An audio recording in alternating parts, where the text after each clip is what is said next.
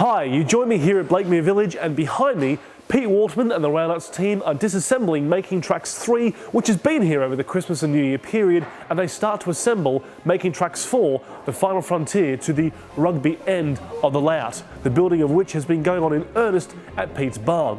So in this highlight package video for you today, we're going to show you the very beginning of attaching Making Tracks 4 to Making Tracks 3.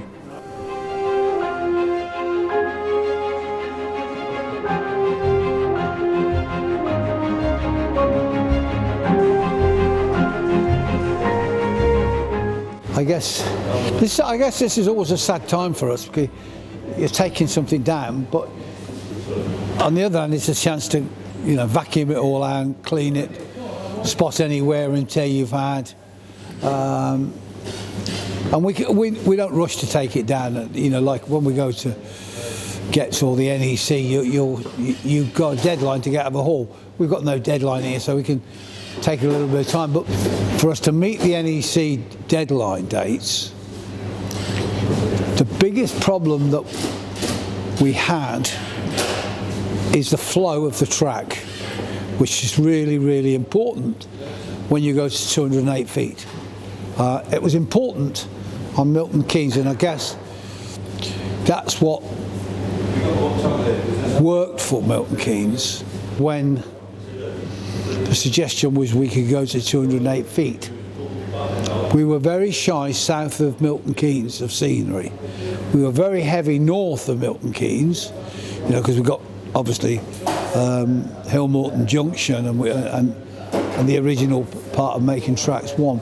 But when we got south of Milton Keynes, we literally had trim cutting straight into Watford Tunnel. So it didn't take a lot of work to think out that we've got to add to one end, which makes it a lot easier to do, but it gives them a different problem, and the different problem was that we've got to go around a corner because we want to do something different this year.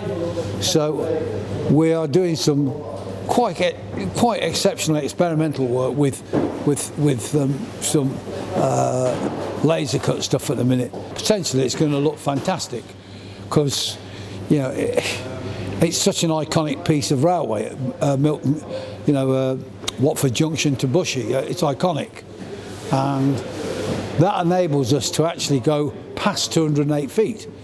So it enables us now to extend the whole layout, the scenic side, to something we'd never envisaged, because now you're going to go from 208 feet, you're going to get another 8 feet round the corner, or 12 feet round the corner, then we can go another 30 feet up, because we don't need 208 feet of fiddle siding. Eight tracks at 208 feet, it's just crazy, it's just silly. So we took the opportunity. I think we all felt excited about the fact that we could have 3 stations, and 2 of them major and 1 minor, if you like, bushy. But of course all the London Midland trains and the West Midlands train, the London North Western trains all stop there. So for the first time operating a layout, you've got 3 stops, which also then brings into the reality that if you're running a LNWR set that's going not to via Northampton, it's on the up fast. So you then start to look at the real thing, and I think that's what's exciting, is the fact that we can now start mimicking more the real thing. I think today was quite a learning curve. When I came in, Phil wasn't in, and I suddenly panicked because I couldn't remember what Phil and I had discussed. And I suddenly realised I'd actually got the wrong boards. I'd bought 2 of the new boards down, I bought the wrong ones down, and I was trying to work out, because I couldn't get hold of Dave, I was trying to work out where his head had gone to make them. But then I'd forgotten when I got here this morning that the end of the Milton Keynes layout is it can only fit to Milton Keynes. It can't be used for any of the layouts. So today was about breaking this down, because we want to be out of here within the next 2 weeks. But more important, I want to get this stored so I know how much space we've got in the workshop to put the bits that we're now building. Because at the minute we've got a lot going on at the workshop, size-wise. But obviously once we put the 4-foot Milton Keynes station in store again, we've lost 4 foot. You know, and because we're going around the corner, we're using that way and that way. So you know, it's yeah, the workshop is pretty full at the minute. Mike Wilde said to it, he would like. I mentioned Blissworth, which is one of my favourite little locations, and Mike said it would be great to see it disappear, like it did on Making Tracks 1, which he really liked. So I said, fine, we can do that. But what you have to do, and this is, I've learnt this over the last 4 layouts, you can't beat having the boards and actually looking at the track and seeing it by eye. You can do it all, you know, Phil's brilliant, and you can see on the viaduct the way Phil's planned all the track out and this. But when you're looking at freelance, because you can't do everything on the computer, it's not worth it. So when you're looking at your eye catching the curve, you've got to have that board in front of you. And so, personally, I don't mind wasting a bit of cork, because that can, you know, you can grass cork and it's not a problem. But I've learnt now that do one end first. Get that end lined up, get the other end lined up, so you then can play with the track. You can make it look right. You know, it may not be right to the real thing because we haven't got the space. But if it looks right, you have to say it is right. My love is the challenge of building something new and getting people to enjoy it. I mean, that's what it's all about. It's about, you know, enjoyment. You know, Phil designs a kit, and he wants, I guess, his enjoyment is seeing people building that kit in the way that he envisaged. He hates doing the instructions, but when you put it always fits together.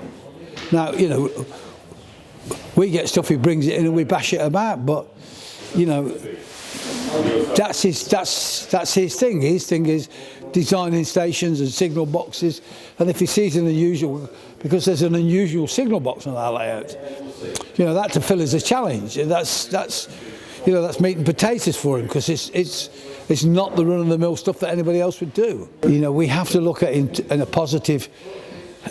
You know, there's always positives and there's always negatives. The negative is, you know, with all the news that's around, you know, with the Wally show and all that, you go, that's a negative. But then one person's negative's another person's positive. So now this is the only show that's at the NEC. So it's now become a national show. And I think, in truth, the idea of putting modelling skills in the building should have been done at Wally over 15 years ago. I've always thought that. I've never understood why we didn't embrace other hobbies, because to me, you know, you see people do dioramas, you see people fly these planes, you see people make these boats, and I'm in awe. And they come in, you know, and see our modelling, they're in awe. So we all love what we're doing, and, you know, we can cross ideas. I have heard that model railways are dying for the last 50 years. I can assure you that's not an exaggeration. We just have to accept it's always been a slightly cottage industry. And I think that's fantastic.